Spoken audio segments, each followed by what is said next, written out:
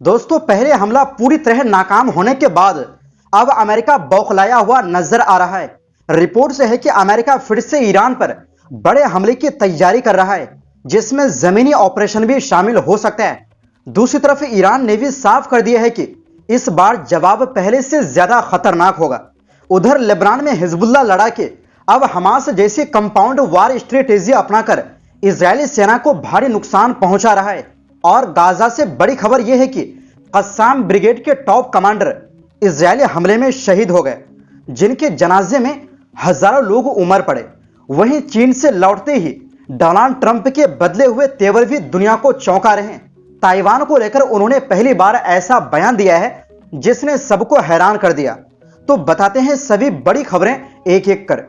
दोस्तों, अमेरिका और ईरान के बीच तनाव एक बार फिर तेजी से बढ़ता दिखाई दे रहा है। रिपोर्ट्स के मुताबिक अमेरिका जल्द ही ईरान पर नए बड़े सैन्य हमले कर सकता है। कहा जा रहा है कि अमेरिकी सेना ने इसकी तैयारी भी शुरू कर दी। यह सब ऐसे समय हो रहा है जब दोनों देशों के बीच शांति वार्ता लगभग ठप पड़ चुकी। अमेरिकी राष्ट्रपति डोनाल्ड ट्रंप हाल ही में चीन दौरे से लौटे, जहां उन्होंने चीनी राष्ट्रपति शी जिनपिंग के साथ ईरान और होर्मुज स्ट्रेट को लेकर बातचीत की थी। लेकिन रिपोर्ट्स के मुताबिक ट्रंप अभी तक ईरान पर दोबारा हमला करने का अंतिम फैसला नहीं ले पाए। बताया जा रहा है कि अमेरिका चाहता है कि ईरान अपना परमाणु कार्यक्रम पूरी तरह बंद करे और होर्मुज स्ट्रेट को फिर से खोले। अप्रैल में युद्ध विराम लागू होने के बाद हालात कुछ शांत हुए थे, लेकिन अब फिर से तनाव बढ़ रहा है। रिपोर्ट्स में दावा किया गया है कि पेंटागन ऑपरेशन एपिक फ्यूरी 2 की तैयारी कर रहा है। अमेरिकी रक्षा मंत्री पीट हेगसेथ ने भी कहा है कि जरूरत पड़ने पर अमेरिका के पास कार्रवाई बढ़ाने की पूरी योजना मौजूद है। अमेरिका के सामने कई सैन्य विकल्प बताए जा रहे हैं। पहला, बड़े पैमाने पर एयर और मिसाइल हमले, जिनमें ईरान के सैन्य और रणनीतिक ठिकानों को निशाना बनाया जा सकता है। दूसरा, स्पेशल फोर्स को जमीन पर भेजकर अंडरग्राउंड परमाणु ठिकानों तक पहुंचने की कोशिश। तीसरा, ईरान के खार्ग आइलैंड पर कब्जा करने का विकल्प, जो उसके तेल निर्यात का सबसे बड़ा केंद्र माना जाता है।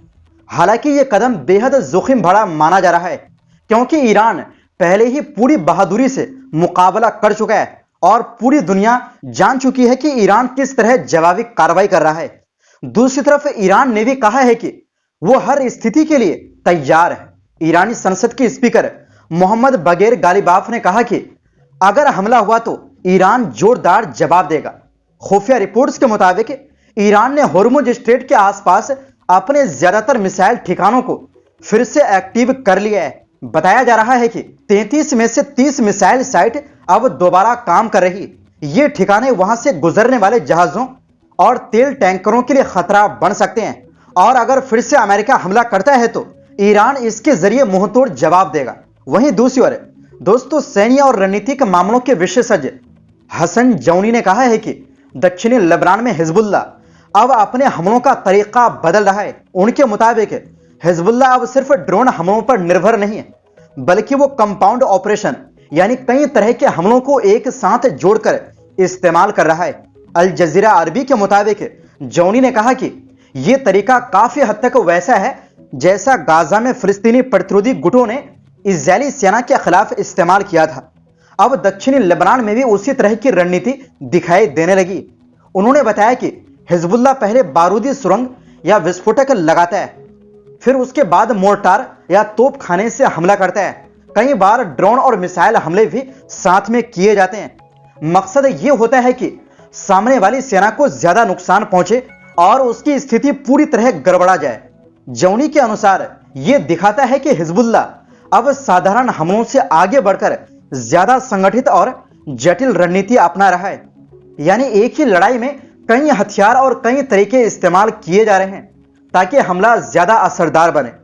उन्होंने कहा कि दक्षिणी लेबनान में जारी लड़ाई अब थकाने वाली जंग यानी लगातार दबाव बनाने वाली रणनीति में बदलती जा रही। हिजबुल्लाह की कोशिश है कि सीमा पर इजरायली सेना को कभी पूरी तरह स्थिर यानी मजबूत ना होने दिया जाए। दूसरी तरफ इजरायली सेना भी दक्षिणी लेबनान में लगातार हवाई हमले कर रही। रिपोर्ट के मुताबिक कई गांवों और रिहायशी इलाकों को निशाना बनाया जा रहा है, जिसमें महिलाओं और बच्चों समेत आम नागरिकों के मारे जाने की बात कही जा रही। जौनी ने कहा कि अब इजराइल ने अपने हमलों का दायरा और बढ़ा दिया है। विशेषज्ञ का कहना है कि मौजूदा युद्ध विराम या संघर्ष विराम की स्थिति इजराइल के लिए फायदेमंद है, क्योंकि इससे उसे दक्षिणी लेबनान के अंदर सैन्य कार्रवाई की खुली छूट मिल रही, जबकि लड़ाई एक सीमित इलाके तक ही रखी जा रही। जौनी ने यह भी कहा कि इजराइल गांव पर भारी बमबारी करके हिजबुल्लाह के समर्थक माहौल पर दबाव बनाना चाहता है ताकि संगठन अपने हमले कम कर दे। लेकिन हिजबुल्लाह की रणनीति फिलहाल यही है कि इजरायली सेना की मौजूदगी को महंगा बना दिया जाए। इसके लिए वो सैनिकों, टैंकों और सैन्य वाहनों को लगातार निशाना बना रहा है। और इस बीच दोस्तों, गाजा से एक बड़ी खबर आ रही। हमास के मौजूदा सबसे बड़े कमांडर को इजराइल ने मार दिया है। दरअसल गाजा में सैटरडे को हजारों फिलिस्तीनियों ने इज़ अद-दीन अल-कस्साम ब्रिगेड के कमांडर अज़्ज़ुद्दीन अल-हद्दाद के जनाजे में हिस्सा लिया। अज़्ज़ुद्दीन अल-हद्दाद शुक्रवार शाम गाजा शहर के रमल इलाके में एक रिहायशी इमारत पर हुए इजरायली हवाई हमले में मारे गए थे। इस हमले में 8 फिलिस्तीनी मारे गए और करीब 50 लोग घायल हुए। फिलिस्तीनी सूत्रों के मुताबिक हमले में हद्दाद की पत्नी, बेटी की भी मौत हुई। रिपोर्ट के मुताबिक 2008 के युद्ध के बाद से इजराइल इस कमांडर को कई बार मारने की नाकाम प्रयास कर चुका था। दोस्तों, जैसे कि आप वीडियो में देख सकते हैं, जनाजे में शामिल लोगों ने रेजिस्टेंस के समर्थन में नारे लगाए। हद्दाद का शव हमास के झंडे में लपेटा गया था और बाद में उन्हें गाजा के शेख रिदवान कब्रिस्तान में दफनाया गया।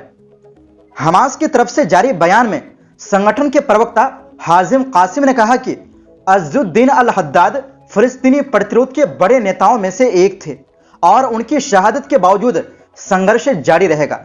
दूसरी तरफ इजरायली सेना ने कहा कि उसने सटीक ऑपरेशन में हद्दाद को निशाना बनाया।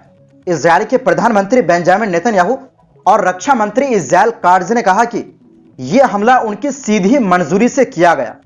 दोस्तों, अज़्ज़ुद्दीन अल-हद्दाद को हमास के सबसे बड़े सैन्य नेताओं में गिना जाता था। वो 1987 में हमास की स्थापना के समय से संगठन से जुड़े थे और बाद में कस्साम ब्रिगेड की कमान तक पहुंचे। रिपोर्ट्स के मुताबिक वो मोहम्मद सिनवार के बाद संगठन की सैन्य कमान संभाल रहे थे। इजराइल ने उनके बारे में जानकारी देने वाले के लिए $7.5 लाख का इनाम भी घोषित किया हुआ था। वहीं दूसरी ओर दोस्तों, अमेरिकी राष्ट्रपति डोनाल्ड ट्रंप ने ताइवान को चीन से आधिकारिक आजादी का ऐलान करने के खिलाफ चेतावनी दी।